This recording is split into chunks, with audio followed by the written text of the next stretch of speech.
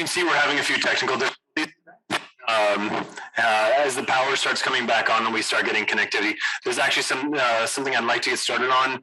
Can you just see if anyone's outside and pull them in?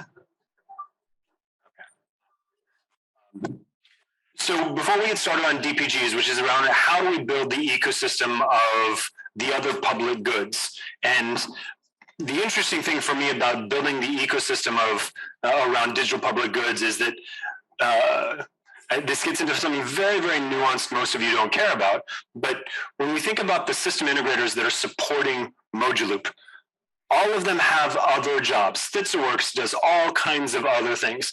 Everyone who's here from the Rwanda system integrator team, they all do all kinds of other things in their business. It is very likely that most technology companies working on Mojaloop have to do other things besides Mojaloop to make ends meet. One of the ideas in the DPG community is that why not have being a DPG integrator be a specialization?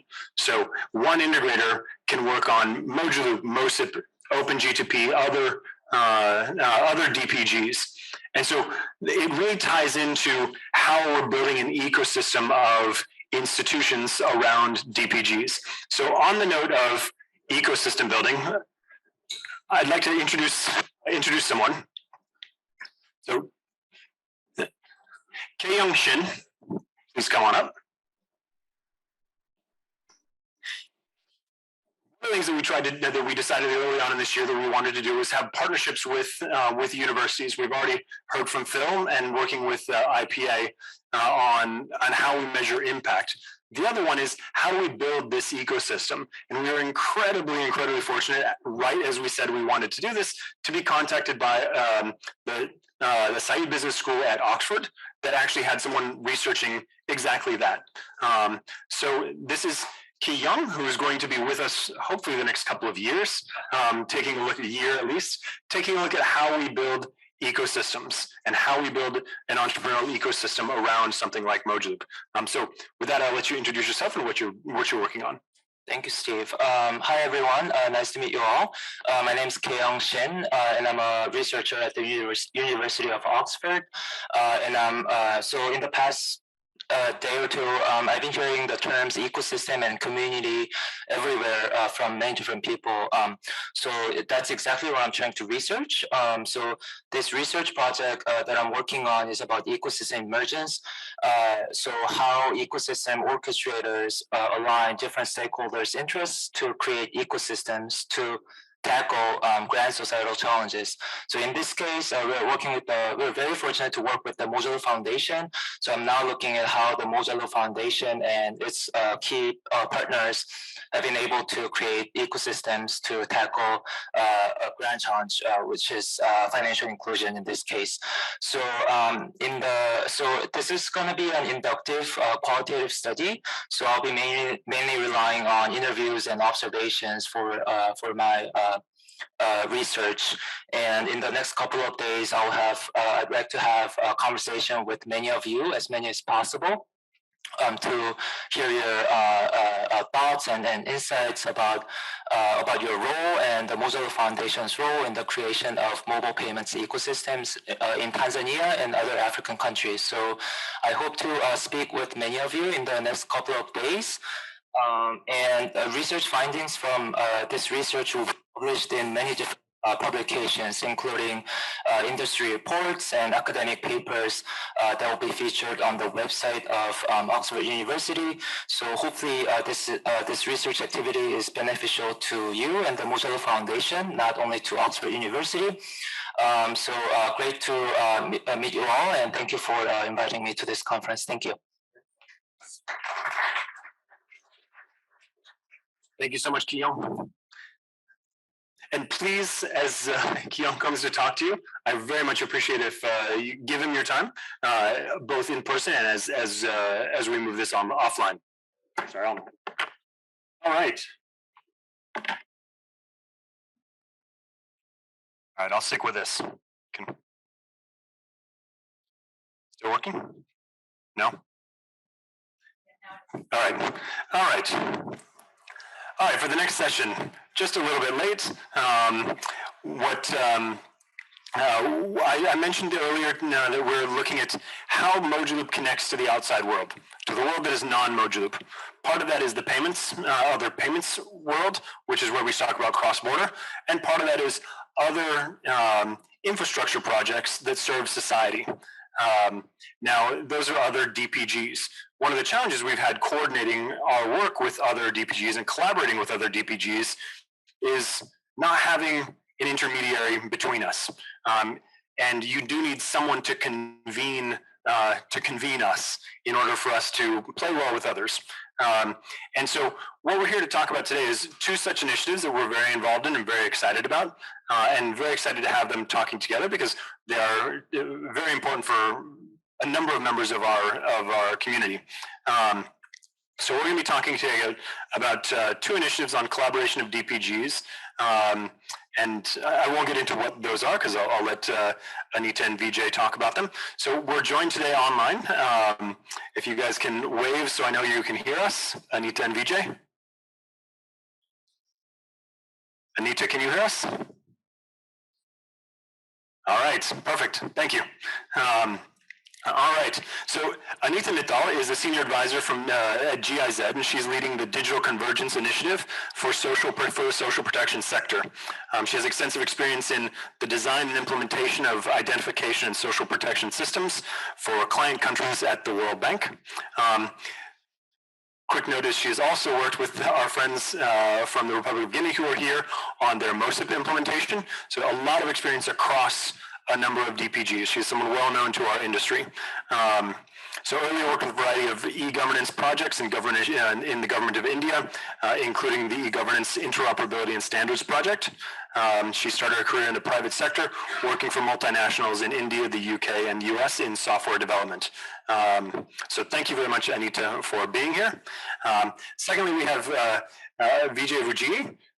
He is currently a technical consultant for a variety of private sector and government organizations across banking, finance, taxation, healthcare, pretty much everything you can imagine, and identity. So I'll stop with that. He's also working on identity. He provides overall architecture and technical guidance to build large-scale systems. So I've actually been working with Vijay on a project for the past couple of months, and yeah, his ability to bring project management and technical expertise in architecture is something I haven't come across before. He's based out of Bangalore. Potentially interesting for a lot of people in this room is that before taking up this job as a consultant, he was the chief technical architect for HCL Infosystems on the Aadhaar project. So very much involved in every part of the India stack, and is still very much connected and working with all of the folks working in on the Aadhaar stack, including as being working with Uday and as a volunteer for iSpirit. So those of you following the India stack, he has the credentials in it. All right. Before I pass it over to both of you, do we have sorry, where is Catherine? I want to shift to the next slide.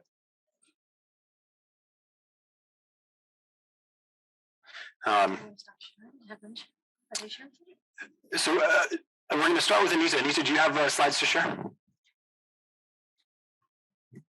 Yes, I can share my slides. Okay. Yep.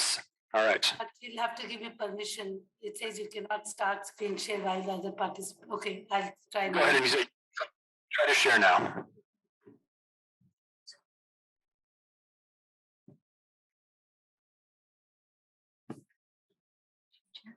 Can you see my slides?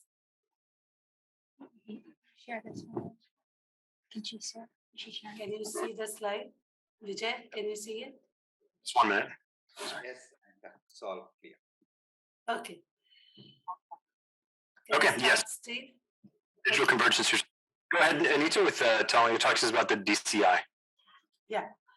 Thank you to the Mojaloop Foundation, Steve, and the team members for inviting me to share about the Digital Convergence Initiative. So just to set a little bit of context, we all know that social protection sector is very diverse. Social protection sector provides services to people starting from cradle to grave, or I would say rather womb to grave. And these social protection programs are very varied. They can be social assistance, one where you have cash and kind programs, conditional and unconditional programs, or social insurance or labor market programs.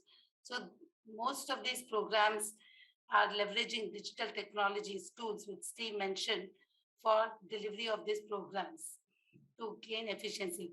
While we have seen during COVID, many countries benefited from the information systems for delivering social protection programs. There are many others who have not been able to leverage this potential. They have been struggling with reinventing the wheel because every time they start from scratch building a system, and when they build the systems, these systems are not interoperable, right? So first there is a project to build an ID system or a payment system and a social protection program, then a second project to ensure that they're able to talk to each other. And if you look at the landscape of systems which are involved in delivery of social protection programs, you have multiple program management systems, one for each social protection program or a few programs. It could be managed by the Department of Social Welfare or Education or Health or Disaster Management. So each of them have their program management system, which needs to interact with a variety of whole of government shared platforms like the ID platform or the social registry platform or the payments platform, of which Mojaloop is a component, or the grievance redressal and data analytics and many more. And if you look at how does this system talk to each of them, is it a simple protocol for the system to talk to each of them? No, it is not. If you look at this interoperability, it is not a simple rectangle, but it is almost like a monster, right? Everyone having with multiple heads, each interoperability interface is different. So, and since we didn't have any standards for interoperability, you need standards. And this interoperability, while it exists in the health domain with the OpenHIE architecture and FHIR standards, it was missing for social protection sector. So lots of donor partners, including the World Bank, GIZ, ILO, ADB, ISA, and many governments came together to create this initiative, which is called the Digital Convergence Initiative. And this initiative was kicked off last year, 15 September 2021. So what is this initiative about? So this is a joint effort by Universal Social Protection 2030 organization, whose goal is to provide social protection to any individual that needs it. And it is not restricted. The Convergence Initiative is not only to 2030 members, which comprises of governments, development partners, and private sector. All can participate in creating a harmonized and interoperable digital ecosystem for social protection. And how do we achieve this? Through formulation of consensus-based standards for interoperability, which will help us to achieve the vision and outcomes of building an ecosystem for innovation by ICT solution providers, both from the digital public goods as well as the private sector, that they can get a bigger market where they're able to build systems which are interoperable, which are plug and play from day one. It will reduce the time and costs which countries have to invest in developing these integrated and interoperable SP information systems. Countries and programs can mix and match different components. So if you think that a component A, whether it is a DPG or from vendor A is not good, I just plug that piece out from this puzzle that you see. I plug that piece out and put another piece inside it of an ID system or a civil registry system, and other systems are not impacted. And this will ensure the systems are future-proof by design. Even if I don't have a payment system today, if most of the systems are built in a fashion based on the APIs or the standards, process level standards, then whenever the payment system comes, they just have to turn on and ensure that. We're unfortunately not able to see your slide presentation anymore. Can you try to reshare it again? Okay, I'll do that. Thank you.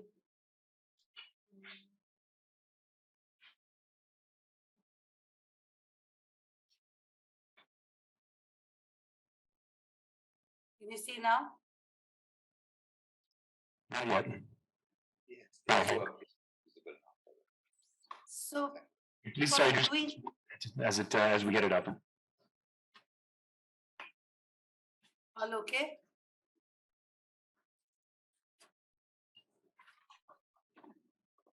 Yes, it's visible, Anita, please. Yeah, Go ahead. thank you. So to build these standards which are consensus based, as we say that it's not a standard if you don't have, there's no leader without your followers. Similarly, there are no standards if people don't follow it. So we are using a bottom-up participative approach for developing these standards and building consensus around it.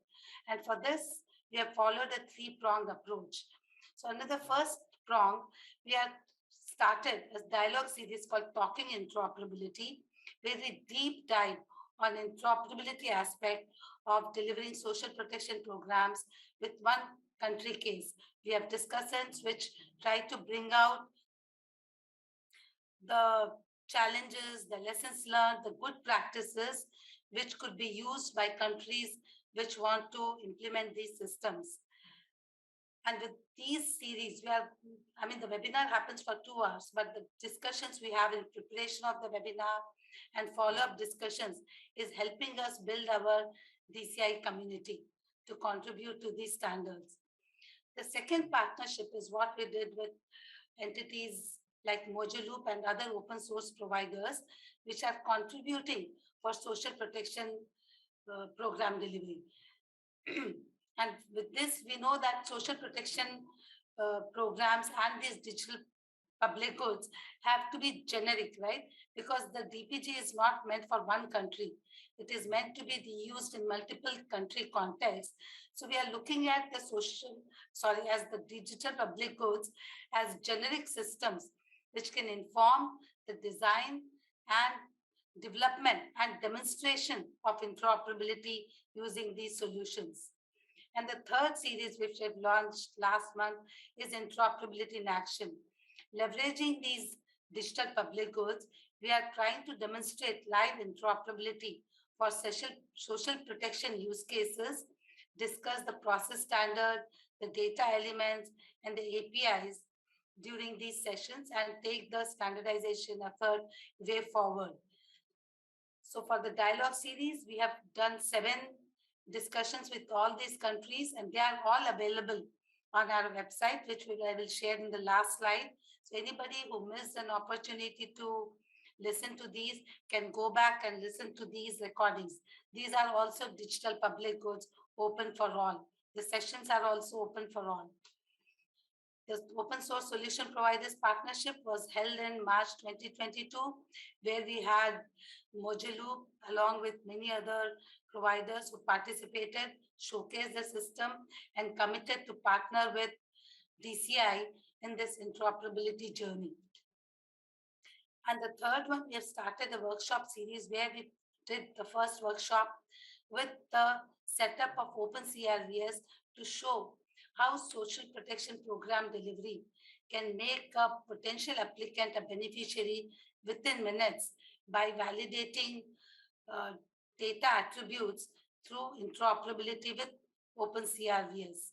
The next one we are doing with Mojoloop on 1st November, we will show how digital payments can make the life of beneficiary easy by giving a payment within days or weeks instead of months, and with a lot of leakages in manual payments. And this will be followed with the ID system in November or December, and they will continue in the new year with other interfaces. So this is not just GIZ, this is being steered by International Labour Organization, represented by Veronica, World Bank by Melis, and I represent GIZ in the steering group, which meets every week to steer this initiative in the right direction. And we are following a participative bottom-up approach where we have created 3 working groups for each of these interoperability interfaces. Experts can join 1 or more groups to help us define the process, data, and technical standards. And the levels of participation can vary. It could be just sharing your existing materials, or review the outputs or join group discussions. Or if you're a technical person like the likes of Vijay, you can even help us in drafting the standards and guidelines or lead these working groups in formulating the standards. And others, you can even spread by word of mouth this initiative to people who are looking for interoperability and standards in the social protection sector. We have multiple channels by which you can engage with the Digital Convergence Initiative. Please follow us and keep yourself updated on what is happening and cooking under this initiative. Thank you. All right. Over to you, Steve.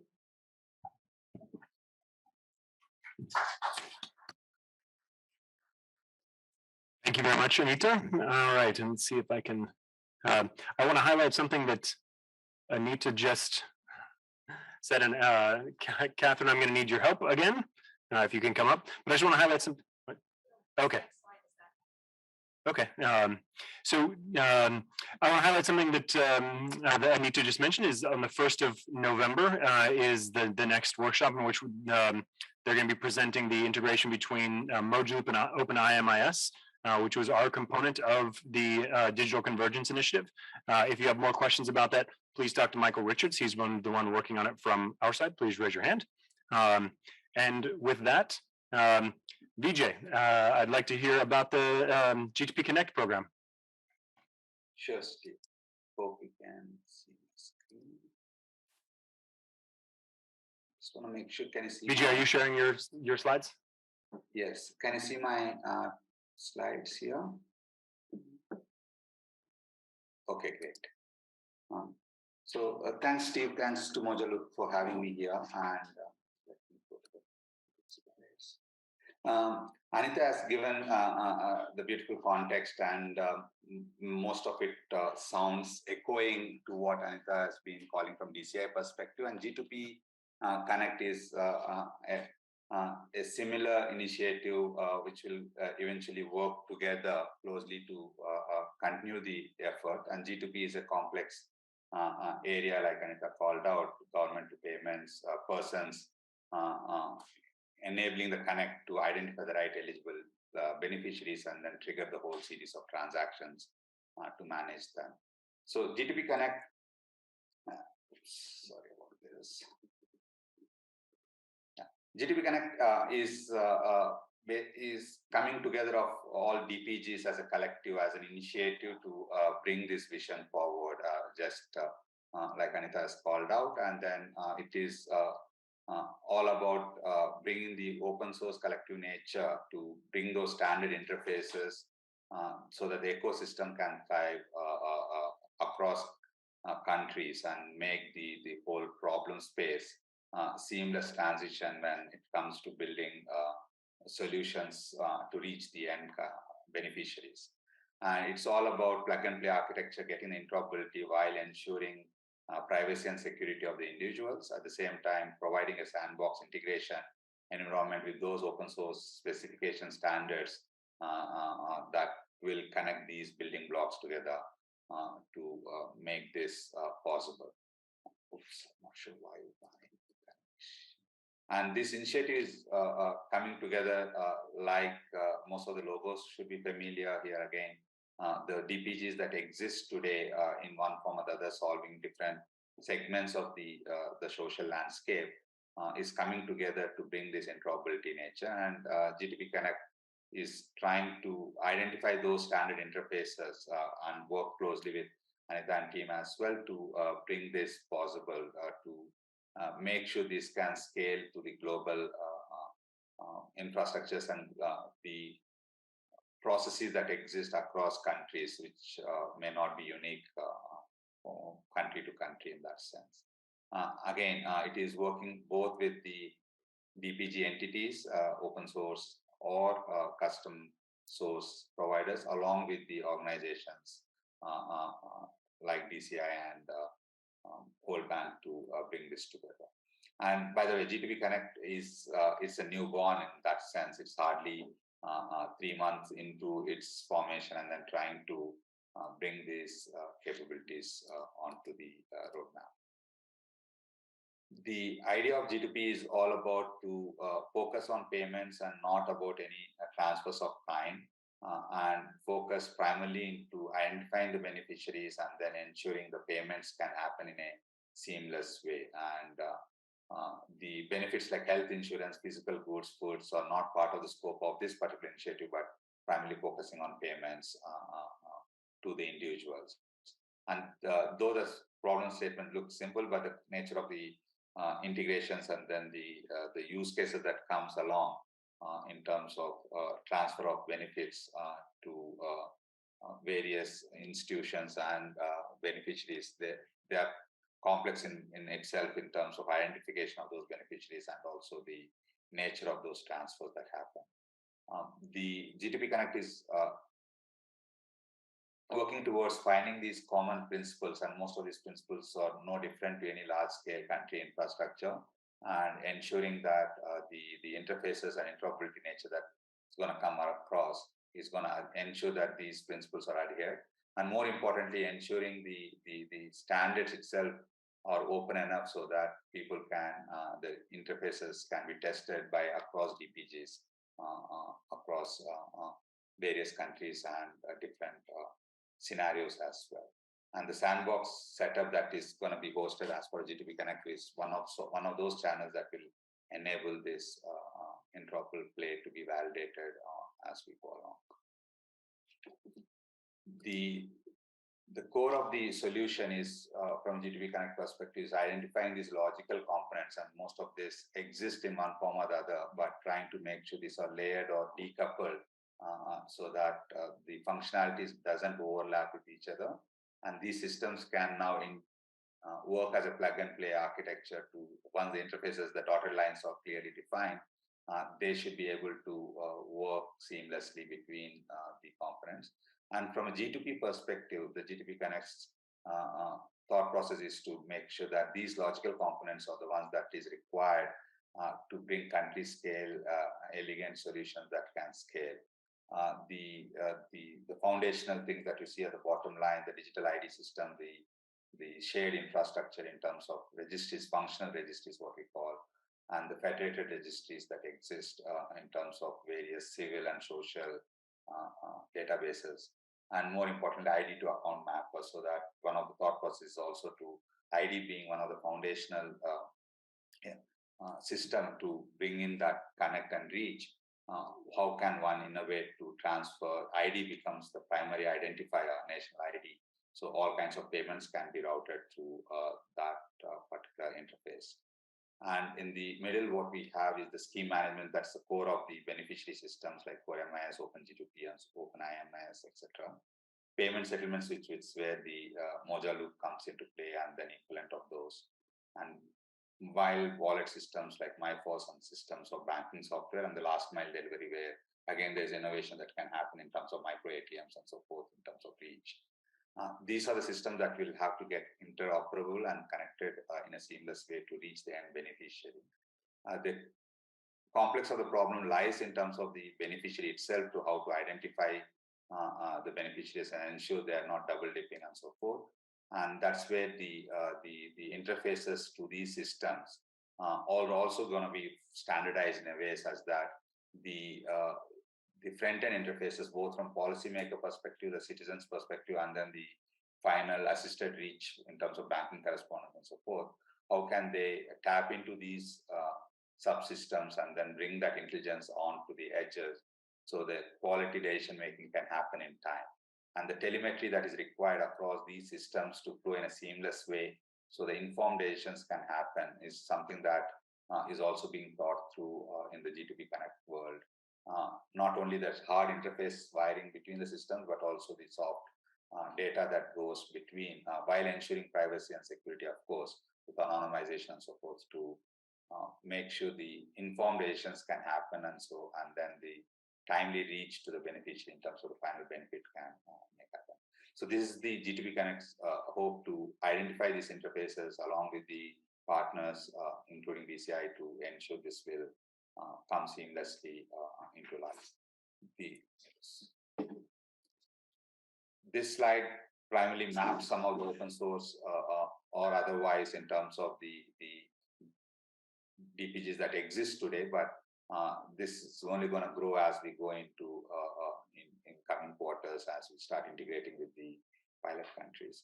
And GTP Connect as a system, as a collective, just launched recently or announced recently, I would call, in the recent annual meetings, and then the follow-up meetings are happening to tie up with few countries to take these ideas into the field and then try to make these integrations possible. And this is where I think, to Steve's point, that the system integrators that will help manage these countries to manage this infrastructure, social infrastructure, what we call, bringing these components, and some of these are complex in their own right. Good example being identity as an example, and functional registries for that matter, where the transactional integrity of the systems all have to be maintained, or complex enough in their own right. But the GTP Connect aim is to make these interoperable, and this is where the role of system integrators and then standards will become even more equally important for this to be successful. And most finally, and it's not last but not the least, is all about the policy and how we package this so that there is a replicability between countries, so that this model can scale at the rate that we would want to reach to the last mile beneficiary that exists in the world. So in a nutshell, that's all about G2P, and these are some of the resources that exist. GTPconnect.global is the primary website that has all the details. Right now it is in the early stage, but most of the conversations and then the standards are going to be open enough, and the GTP Connect GitHub is the link where all these actions that's going to happen, and inviting all the system integrators to come participate and then help define some of these things as we go along in this journey. That's all I have to announce at this point in time for GTP Connect. But if you watch out this space, there's a lot more collaborations and the country associations that are going to be announced, and then the work that is going to happen in this space is going to start opening up in coming months. Thank you. That's all I have to say. All right, thanks a lot, DJ.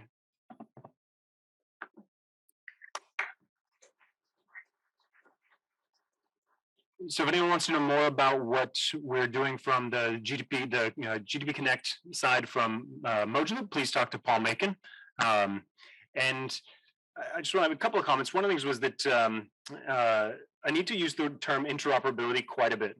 And we very often talk about interoperability. We talk about interoperability with a very specific definition. Obviously, Anita was talking about it with a much more generic definition. And it's important for us at Moduloop to make sure we can speak interoperability at Anita's definition, not only ours. It is not just interoperability between accounts, it's interoperability across entire systems.